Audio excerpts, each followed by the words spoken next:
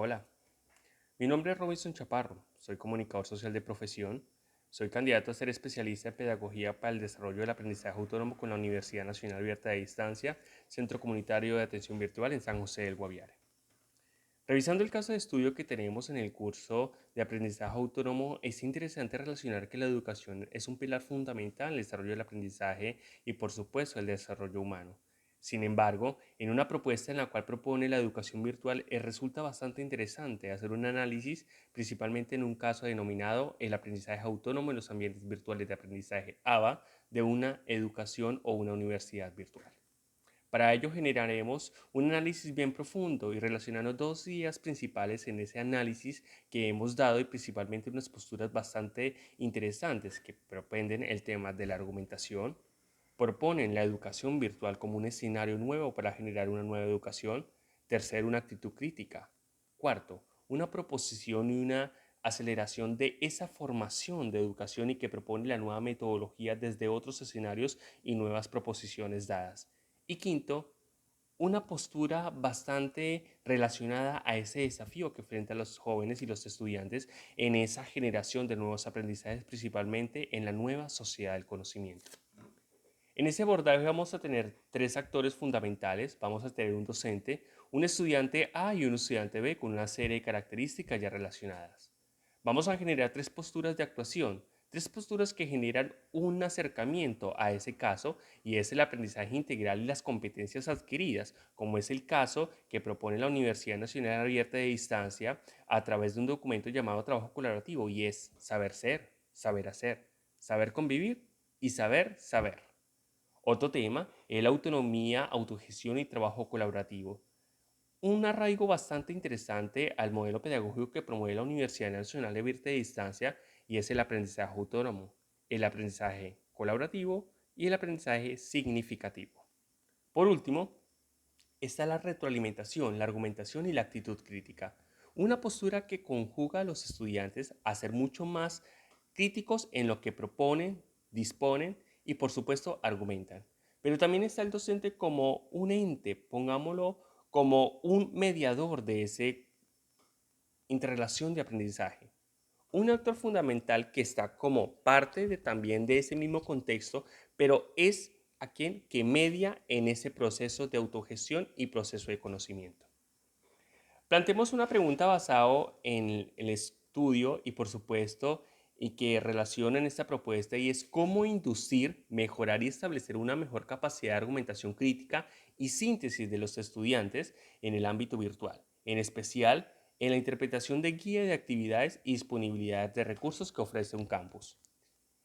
En este proceso es importante relacionar que el escenario de aprendizaje que en este momento relacionamos es un caso ya específico, sin embargo, el objetivo realmente de una propuesta como tal y es coayudar al estudiante en la adquisición de habilidades de indagación, por supuesto de argumentación, siendo a la vez críticos y amplios en el ejercicio de confirmar y evaluar sobre lo que leen y lo que escriben.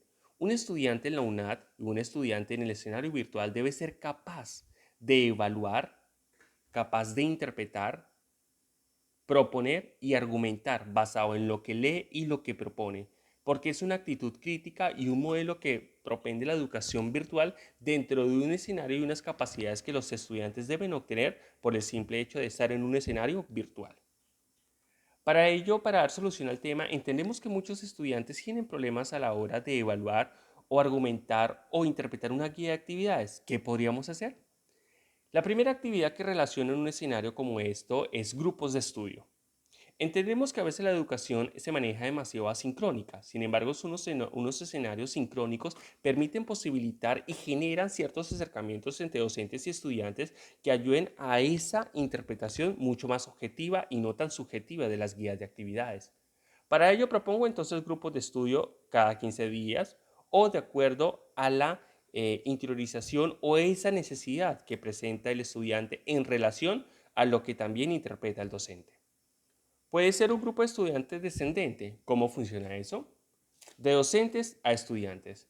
El docente es un mediador, ¿sí? Es decir, que puede ayudar a que los estudiantes si presentan problemas, no están planificando el trabajo, no se entienden, es decir, que no hay una comunicación colaborativa, aparte de entender que los estudiantes tienen la responsabilidad sustantiva de responder por la guía de actividades. Un docente también puede ser un mediador. Entonces sería un proceso 1. El docente dentro de una comunicación descendente, desde docentes a estudiantes. Una segunda podría ser siendo el docente un simple espectador, en la cual llame a un grupo de estudio, pero que los estudiantes de manera sincrónica se pongan de acuerdo para decidir un plan estratégico al entregar unas actividades, en la cual el docente no interviene, sino tiene exclusivamente un mediador pasivo. Otra perspectiva es el tema de la tecnología. Entendemos que a veces crear escenarios o nuevas plataformas es demasiado contundente o demasiado amplio, principalmente los escenarios virtuales. La multimedia, los medios, las plataformas ofrecen diferentes recursos para que los estudiantes se integren. Los estudiantes trabajan y posibiliten mejor un acercamiento a lo que se refiere, lo que es la educación en la mediación de las TIC. Entonces, no es crear tantos escenarios en una plataforma, sino crear medios de comunicación que permitan ese acercamiento tanto en estudiantes como una comunicación horizontal o docentes y estudiantes dentro de una comunicación descendente. Obviamente, hay una comunicación ascendente de estudiantes a docentes si la cuestión lo amerita. Desde una perspectiva informacional, en ese estudio del caso nos hemos dado cuenta que existe una falencia en el marco de la información y la comunicación. Es decir, si queremos una mejor obtención de resultados, se debe fortalecer principalmente un escenario en el cual permite que los estudiantes comprendan la guía de actividades a través de interpretación y por supuesto el acompañamiento del tutor o docente. Entendemos también que hay otras perspectivas como web conference, reuniones en Skype, encuentros por celular.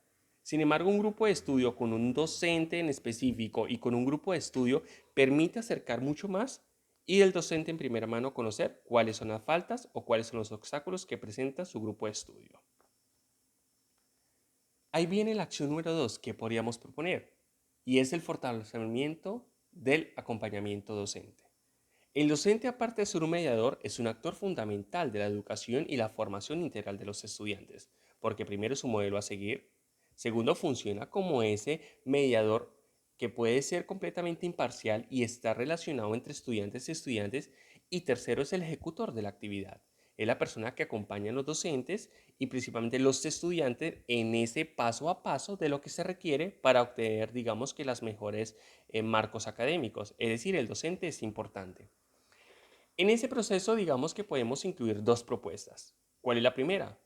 Que la interacción entre docentes y estudiantes sea mucho más asertiva y mucho más cercana en el caso del grupo de estudio que estamos organizando. Hay grupos de estudios que funcionan muy bien sin el acompañamiento docente. Sin embargo, hay grupos que necesitan de ese acompañamiento. Por lo tanto, en este caso y en este escenario, es necesario que el docente haga un acompañamiento más continuo. Y segundo, ya hemos relacionado, es el rol del docente. Entendemos que en este caso el docente tiene muy buenos trabajos y antecedentes, es decir, ¿qué podría hacer el docente? Yo recomendaría de manera profesional y es exponer un poco más la guía de actividades para que sea un poco más entendible, ¿sí? Para que su interpretación no sea tan subjetiva, sino más objetiva. 2. Dar sugerencias respecto a los tiempos y la indagación. Si el docente propone, es un mediador mucho más claro y efectivo y no lo deja tanto que los estudiantes divaguen en un proceso para ponerse de acuerdo entre la planeación. Sin embargo, lo aleja el trabajo individual o colaborativo y en esa concesión que deben existir entre estudiantes también puede ser una muy buena opción. Segundo, coadyuvar al confrontamiento de los estudiantes de manera asertiva. Si los estudiantes no se entienden, el docente puede entrar a mediar y proponer soluciones efectivas. Tercero, trabajar en la motivación personal. Principalmente en un estudio que relaciona principalmente en el tema con las consejerías en la Universidad Nacional Abierta de Distancia y en los procesos de permanencia, se da cuenta que la motivación en la educación virtual parte de dos aspectos. Uno, la motivación del estudiante en relación a su aprendizaje y dos, la motivación del docente para con el estudiante. Es decir, puede darse una motivación bastante asertiva. Y número cuarto, ser mucho más claros en las sugerencias, en los procesos de evaluación y en lo que requiere el trabajo para que con ello los estudiantes sepan qué deben entregar, cómo lo deben entregar y en qué tiempos deben entregarlo. Es decir, ser concretos con lo que se requiere y lo que se reafirma. Una propuesta depende de muchos escenarios de lo que dice el docente y los estudiantes. en una mediación virtual es un escenario de proposición, argumentación y actitud crítica. Esa es la propuesta que relaciono yo como estudiante. Le recuerdo que mi proceso como tal ha relacionado un caso en estudio y se llama Propuesta metodológica, nuevas posturas para la indagación y la interpretación como escenarios de comunicación y acercamientos efectivos en la educación virtual. Muchas gracias.